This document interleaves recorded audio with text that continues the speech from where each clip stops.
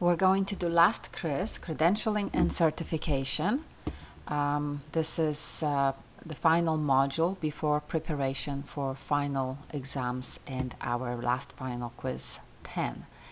I'm going to keep this handy in case we have time to go back and look at the slides, but let's try to fit again in half an hour and start with questions the way you did them when you were doing your attempts for this module. Question 1. Which of the following is not a component of LEED scorecard?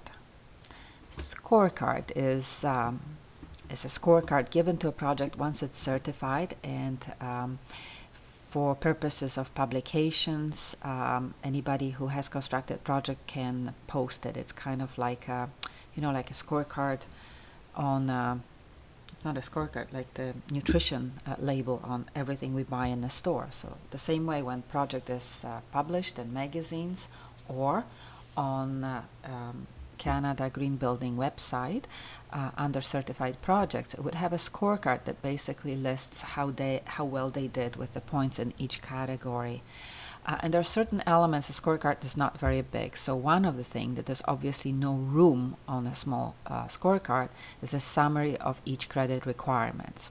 But you should know what is on it: credit numbers and their titles, thresholds for achieving each credit. So it will say how many credits project achieved from how many available, total points available 110, and there will be project name and the location and address. Okay, so those are things that are always on the scorecard, but there's no room, simply no room for all the lists of all the requirements for each credit. Which of the following is acceptable reference to LEED in product literature?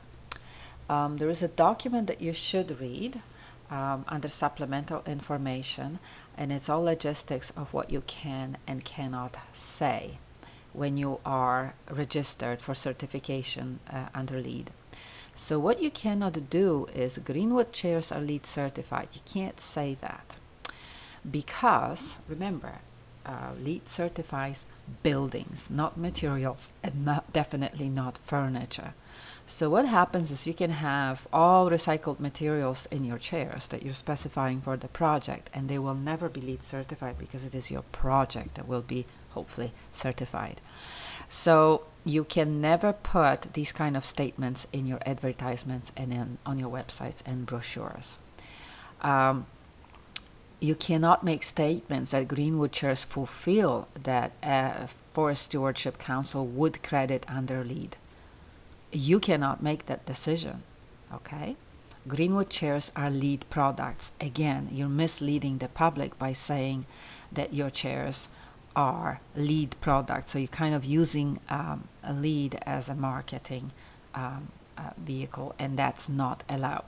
But you can say that if you buy our chairs, you might be granted compliance with Forest Stewardship Council requirements under certified wood credit under LEED or for LEED or under application. So it's correct to say that your chairs are fully recycled materials and they comply with requirements for the specific credit under LEED. You're not saying it will, you're not guaranteeing anything, you're just saying that if you buy our chairs, we are in compliance of what is required for LEED. I hope this makes sense. Question 3. Which of the following is a correct statement regarding the findings of a 2006 study on the cost of green building? So in 2006, U.S. Green Building Council commissioned this survey, and they've been kind of using this last sentence a lot to promote the green building industry. So in that finding, there was a statement, and this is a statement taken directly from the document, and it is actually posted in our supplemental information, and you should read it. And this is the most important statement from that finding, is that there is no significant difference in average costs for green buildings as compared to non-green buildings. I believe that in that document it says that on average it is only 2%. Question 4. What is an appropriate use of U.S. Green Building Council member logo? Again, This is in the logistics document that I've included in supplemental information. And those of you who are thinking about writing the exam, I would strongly recommend that you do read it. I have included some most important information in our slides, but if you're going to write the big exam, I think you should read the whole document. So, what is an appropriate use of U.S. Green Building Council logo? Well, you can put it on the members on your website, but only as a link to U.S. Green Building Council homepage. Okay, so it's a link. And that's it. That's all you can do with it. You are not allowed to take the content and kind of use it to promote your business. So you can't print it on packaging, and you're not asking for any permissions. You're not labeling any packaging because, again, materials, building materials and products and furniture are not certified. Okay, buildings are. On a member's site as a link to specific pages. So you are supposed to, on your web page, have the main link. So all the information on the issue is taken directly from U.S. Green Building Council current page. Located next to members' product or product name on packaging is an absolute no-no. Okay, question 5. Who submits for certification in Lead for Homes? We talked about it in our last quiz. Lead for Homes requires Lead for Homes provider. So homeowner registers with a company that basically acts on their behalf. Question 6. Lead project registration provides which of the following? There are two things that happen once the project is registered. You pay the money, you fill out the form, and you register. Immediately, there is an establishment of a contact between U.S. Green Building Council and your project contact, lead administrator or project administrator, whoever's in charge of the project, will gain contact for clarifications. And so there will be somebody other than computer looking after your project on the other end. Also, access to online lead templates. So immediately pay your fees and you register your project, you have now access to templates that you can start using for your project. Okay, so those are two things that happen immediately. You don't get, with registration, you don't get any number of interpretation rulings, you don't get any points, you don't get a technical support, best strategies, methods and costs. You don't get any pre-application review. Okay, so all of these you don't get. You establish the contact and for submitting forms, etc., templates. Okay.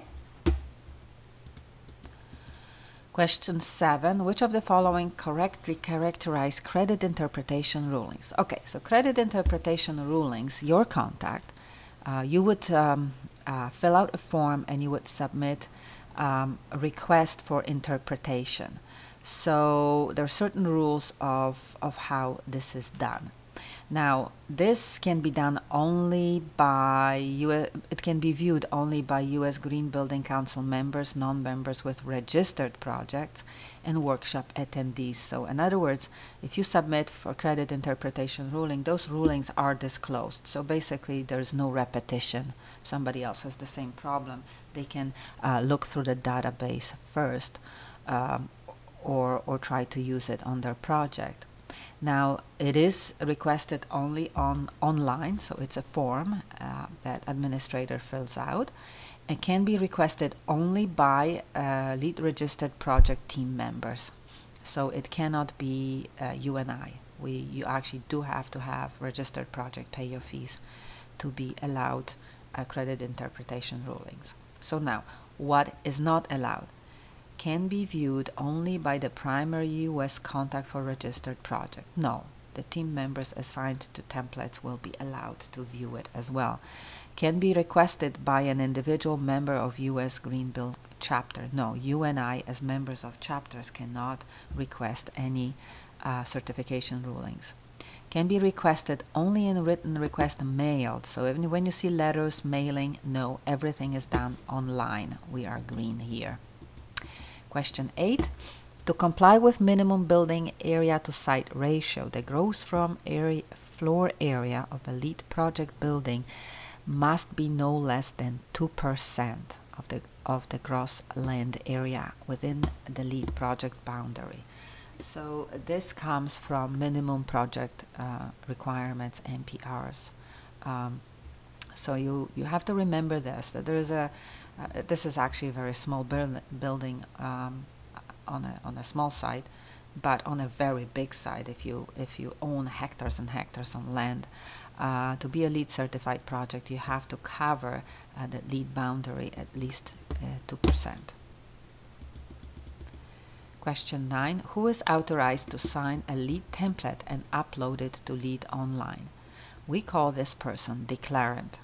So project administrator runs the whole project and declares declarants for templates. So you might be given a responsibility of filling out the forms for water efficiency category, or maybe it's broken down even further. So there are different forms in our submittal templates, and administrator will declare declarants, and they are in charge of submitting that particular form to the system online. Question 10. Project registered for LEED certification must meet what requirements first to achieve even basic level of certification? So this is very fundamental. In order to get basic certification, what does the project have to do? Well, you have to do all prerequisites first. You can't get registered if you don't fulfill all prerequisites first. And then you have to have at least 40 points through selected credits. So all prerequisites and 40 points earn you certification. Question 11.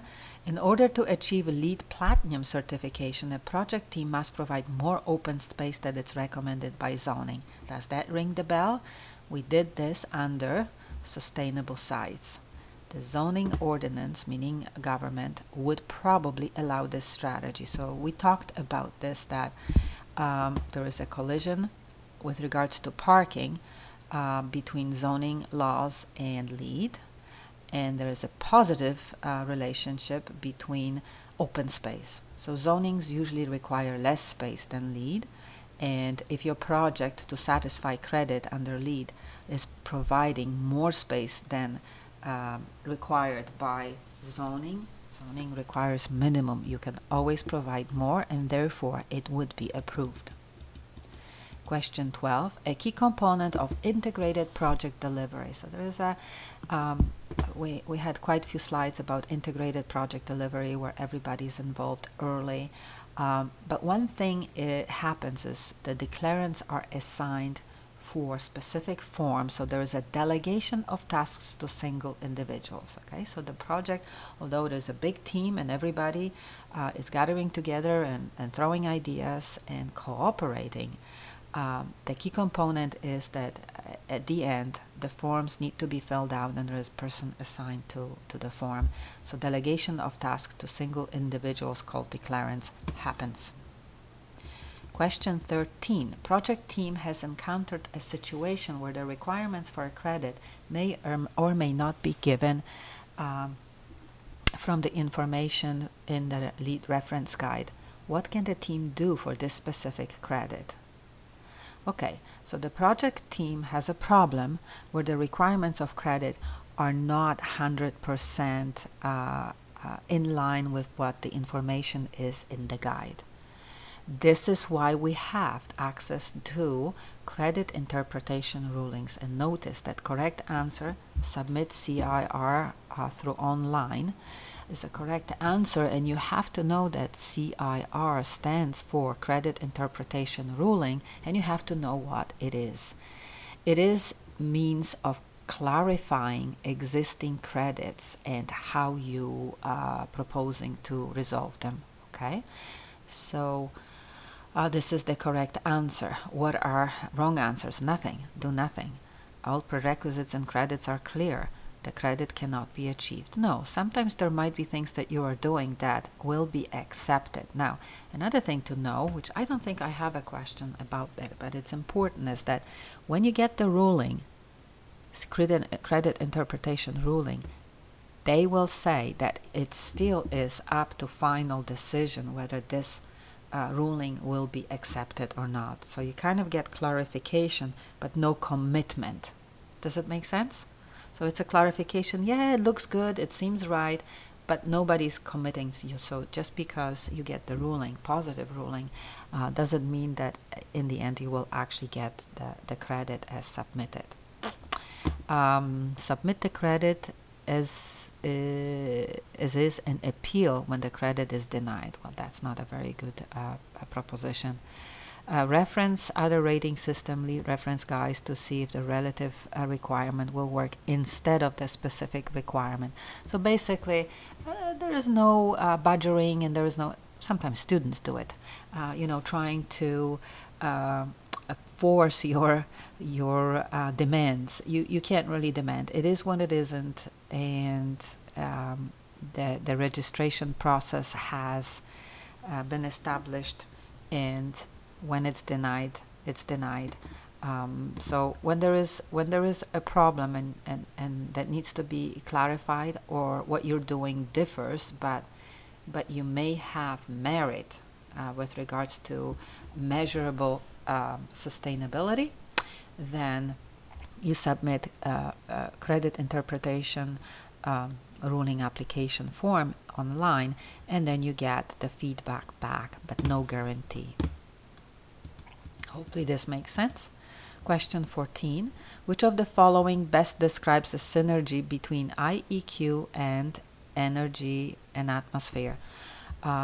We had this question in the previous modules, so hopefully you will be able to pick it up quickly. When you see daylight, daylight, daylight, how are the two related? We may need less lighting, less electricity use when we increase daylight glazing. So that's the positive synergy between indoor environment quality and energy and atmosphere categories. Question 15. Which of the following refers to the act of approving a project team's submittals and issuing an award? Okay, the award in LEED is not it is an award, but it's called certification. So LEED certification is a LEED award of the certification for a building. It is not registration. Registration starts the process. Recognition is not. That's not what it's called. Ruling. It's a legal term for rulings, legal rulings. Accreditation is what you and I get when we pass the exam. So accreditation is for persons, and certification is for buildings. Okay, so when the project filled all the forms and it has been awarded all of the points and decision has been made about the level of certification, you are now certified, and you will get the certification package. Which of the following is a minimum program requirement? So there are 5 very basic minimum program requirements which you have to look at before you even attempt registration. So if you're not complying with minimum program requirement, like the one that already came up, 2% of the LEED site coverage, then you cannot attempt registration at all. So this is something that would be done first and foremost in the project. So one of the 5, we already talked about the 2%. Another one of 5 is that the project must be a permanent building. So LEED certification is not issued, and it's not even attempted for buildings that are meant to be temporary structures, temporary arenas or trailers, or anything that is meant to be disassembled and moved. So must phase out CFCs. Yes, you're correct, you must do this, but that belongs in energy and atmosphere, so it's a wrong answer under minimum program requirements. Must commit to educating occupants. Not really. This belongs to innovation category, where if you do it, you can gain points for innovations. Must have a minimum building area to site ratio 50%. No, it was only 2%. Must practice fundamental commissioning. Must practice fundamental commissioning. A little bit confused here, but that's again easy. It belongs to energy and atmosphere and not minimum program requirements. You see, it's confusing because all of these, except this one, are happening within your requirements for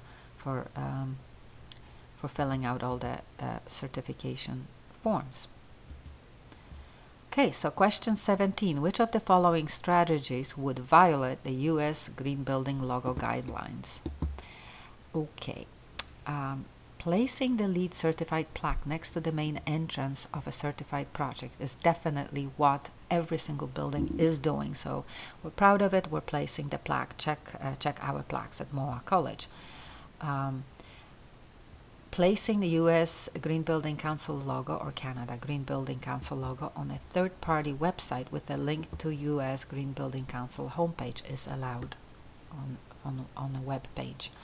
Utilizing the chapter logo for chapter with no LEED certified projects, that's fine.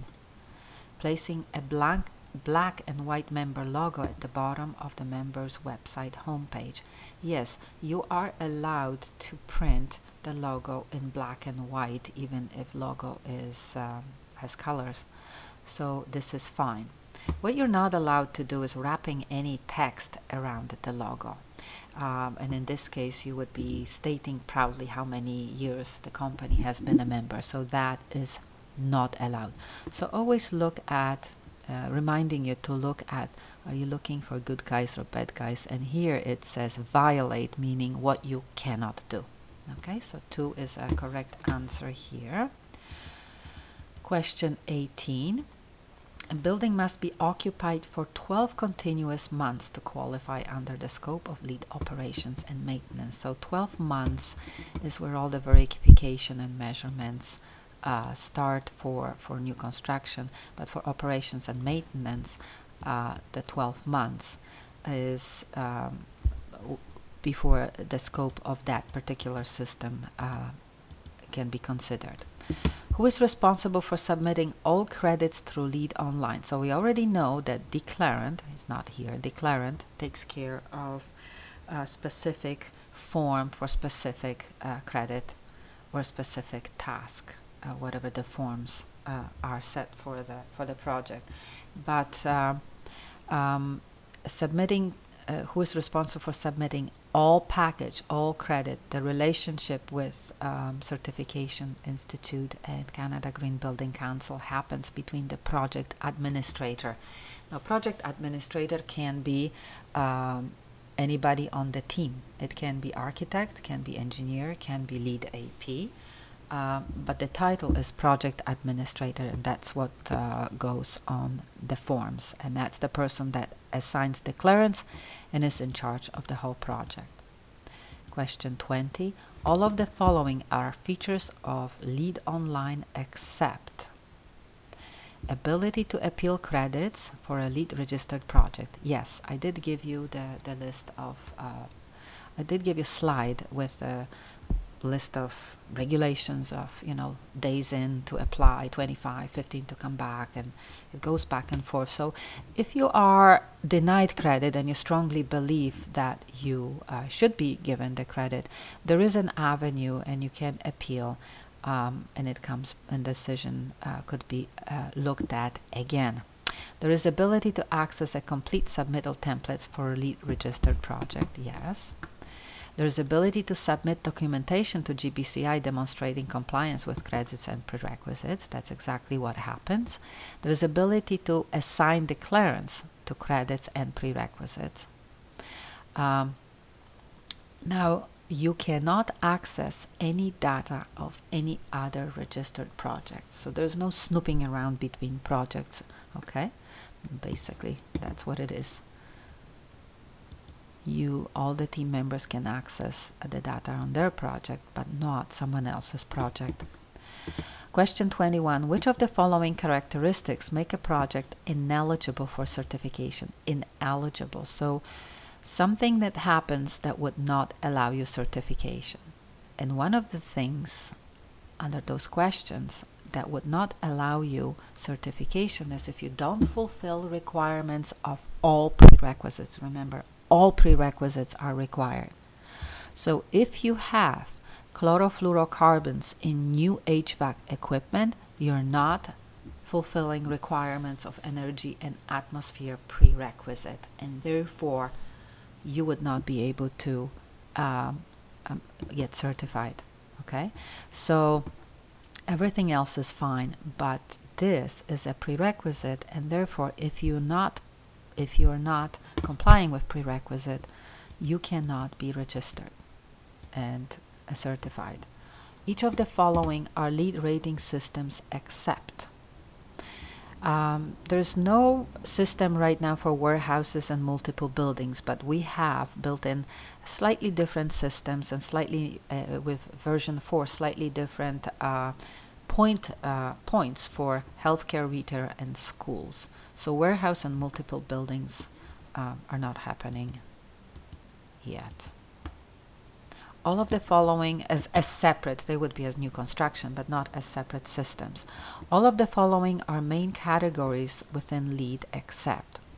So, sustainable sites is, water efficiency is, indoor environmental quality. This is a sneaky question because this indoor air quality and indoor environmental quality are easily confused. Reminder that indoor environmental quality encompasses all of the comforts. Your thermal comfort, ventilation, air quality, all of the chemicals that are used inside. So it's very wide scope, where indoor air quality is just air quality. Okay, indoor environmental quality encompasses everything, even noise, and whether you can open windows and the daylight. So indoor air quality is just part of indoor environmental quality. It's not category of LEED. So you would not see it on our checklist that we used as a map for the course. LEED administrator is responsible for which tasks? LEED administrator designates declarants and manages the entire online documentation. The administrator doesn't fill out each individual template, the declarants do. Enrolling in a repayment plan for delinquent certification fees, that's just mumble jumbo to confuse you. Creating the LEED project budget, the team does the budget, and budget has, there's no such thing basically as LEED project budget, and it's not part of the certification process. Question 25, what is the minimum building area to site area ratio for LEED project? We already talked about this, 2%, it's minimum project requirement. And it's exactly the same question, just worded differently. Prerequisite is best described as. So what is a prerequisite? It is a required component for LEED registered project. So required component, you must do this in order to apply for 80 points and apply for certification. It is not an optional point. You don't collect any points for prerequisites. It's not a zoning code. There's no such a thing as zoning code. It's not a survey, okay? It is a required component of LEED submittals. Question 27. What organization regulates the LEED certification processes? Okay, this is very important. Building certification and personal accreditations are done via greenbuildingcertificationinstitute.org. You have to know this. You can't mess it up. So US Green Building Council, Canada Green Building Council, India Green Building Council, Poland Green Building Council. They are in business of promoting sustainability, promoting LEED system, educating public, design systems, making changes, addendas, websites, posting information, but the actual certification forms, registration, fees collection, etc., and certification and exams for professionals is done via greenbuildingcertificationinstitute.org. And you can check it out, and you should register with them. You have to register first. It costs $50, no matter whether you're a student or professional. And you become then a registered person within the system, and your status will be submit proof of education, minimum 8-hour course. Then you send me an email, and I'll send you the PDF back, and you submit it, and then your status will change to take a Green Associate exam. Okay? And then when you take exam, you will have certain periods of certain hours, 15 hours in 2 years, that you have to submit that you have stayed on the top and educated yourself.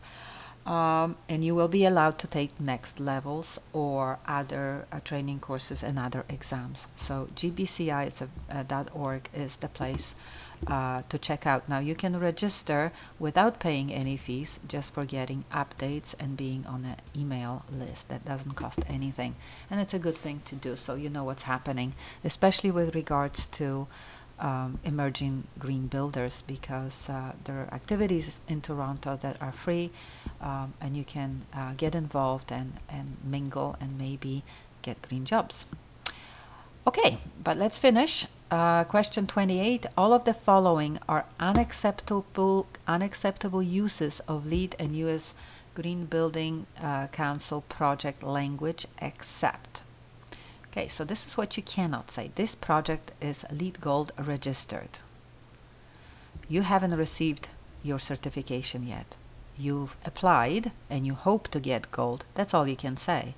You can't say LEED Gold registered, because of course everybody is trying to promote themselves, and people are trying to mislead the public, and this would be totally misleading. Just because you're registered here with the centers, you're implying that you are LEED Gold, which you aren't. You just registered a project. You are not registered yet. You don't have gold certification. Okay, so this is totally wrong. This project is LEED verified is very, very wrong. There's no such thing as LEED verified. This project is registered with a certification goal of silver. That is fine to say. There's nothing wrong with saying, hey, we've registered the project and our goal is silver. So that's perfectly fine. And then all materials installed have been LEED approved. There's no such thing as LEED approved materials. Okay, so be very careful with it. There's, I assume, lots of questions with regards to what you can and cannot do. Because of course lots of people are abusing the system and trying to promote themselves and sell and mislead the public that they are certified where they aren't. And the other vocabulary will be like in the spirit of LEED, or based on LEED principles. All of these are not allowed. You either go for registration, and then you can be proud of it and scream to the world that you are certified gold, silver, or platinum, or you don't.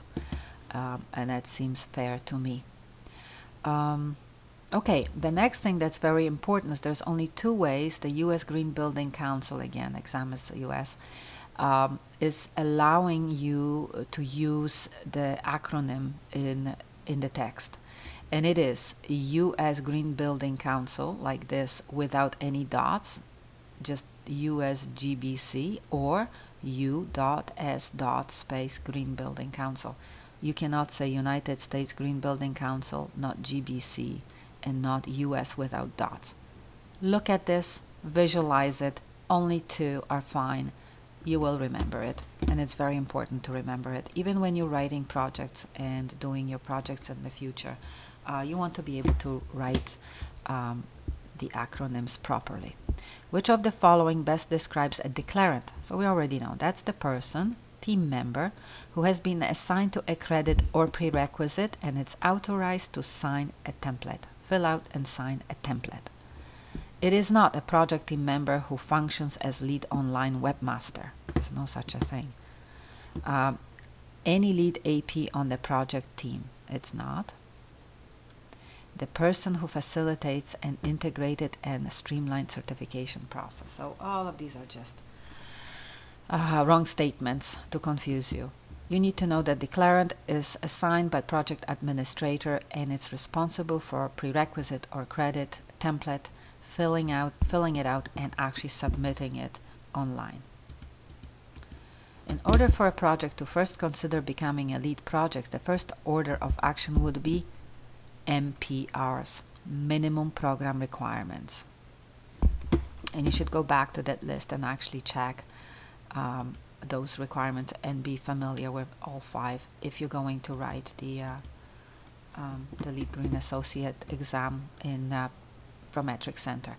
Now all of this is the last quiz, all of this I will be covering up a little bit more and maybe even record something, take you through the steps next week. Okay, we can create a group, study group, and you could get together and maybe I'll help you out prepare for the big exam. Ours is slightly smaller. I had to make it doable for us. Okay, which of the following are true concerning lead site boundaries? So let's talk about lead project boundaries. First of all, you cannot be changing it. You cannot be gerrymandering it. You cannot be making the boundary going around, let's say, your nuclear waste disposal place.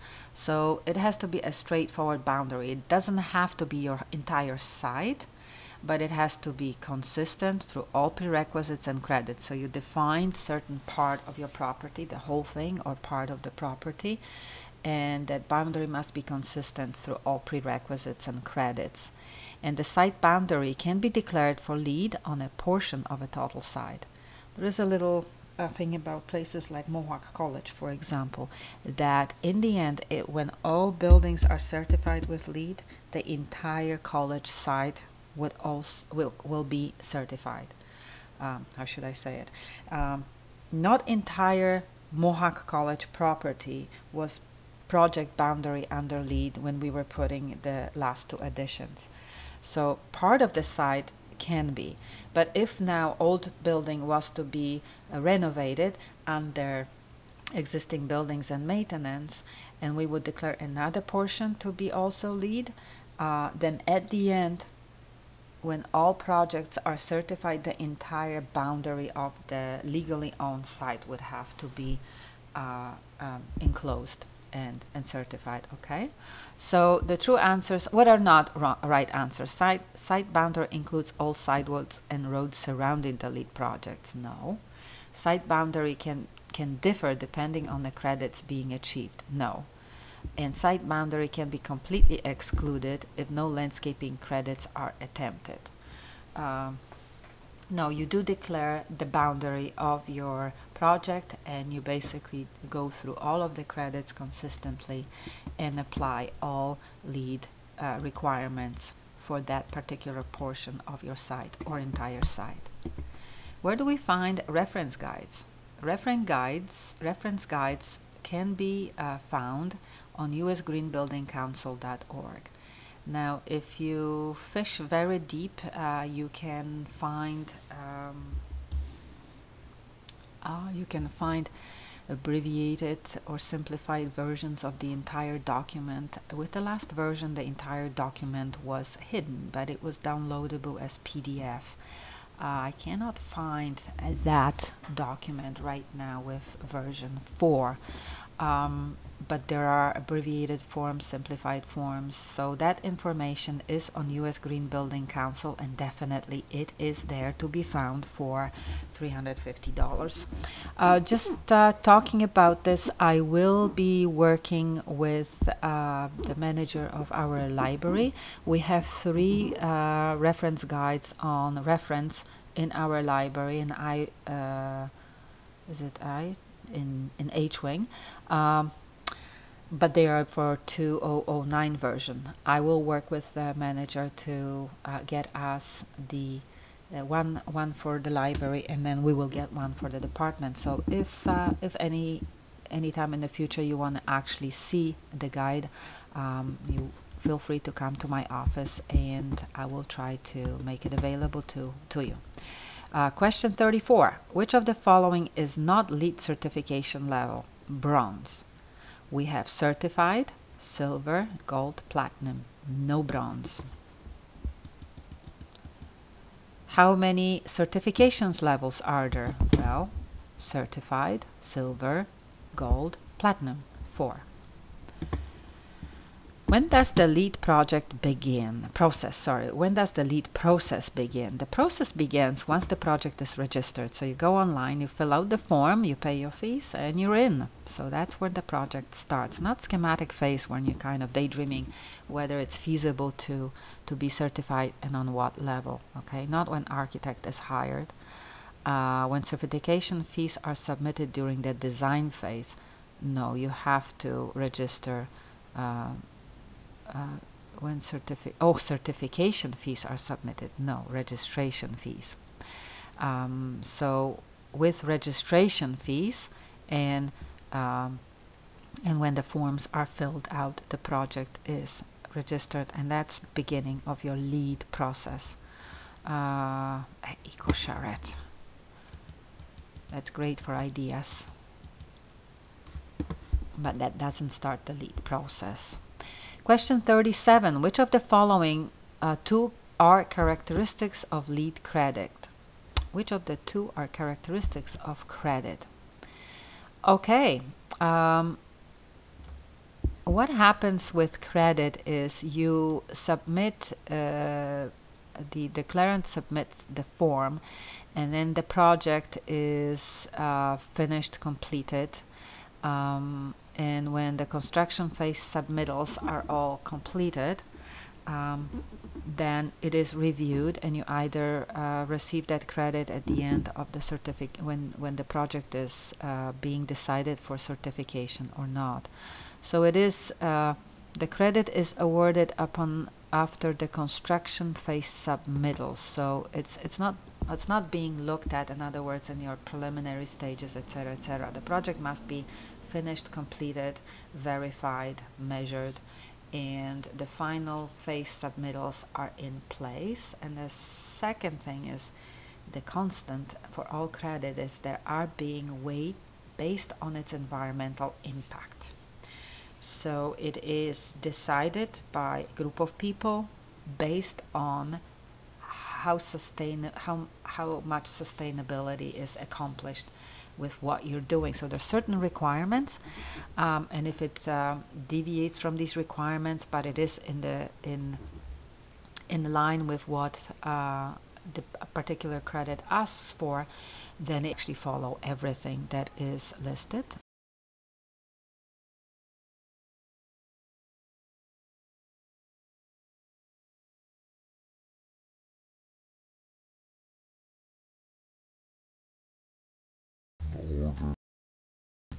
Certification. That's also wrong. Not all credits must be achieved to get certification. You only actually need 40. Two more. Lead Online provides access to which of the following two components?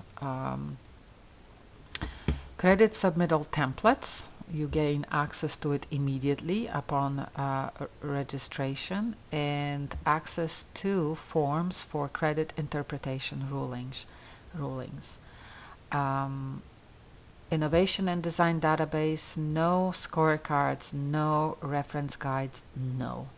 So your forms online are credit interpretation ruling forms and credit submittal templates. That's your online software, basically, that's been used for the system of certifying buildings. What level accreditation indicates proficiency with specialized LEED system? You need to know that LEED Green Associate is an entry-level credential, and then you choose LEED AP Plus stands for specialty, and there is a number of specialties, and you can learn more and study for those after you become LEED Green Associate. LEED AP is the old designation before LEED 2009. Last question, where are CIR submitted? Well, we already know that they are all done online, never via mail, not via email, not gbci.org webpage, but through LEED Online software basically. So Lead Online registration process is done via software. Okay, so thank you very much. Keep checking news.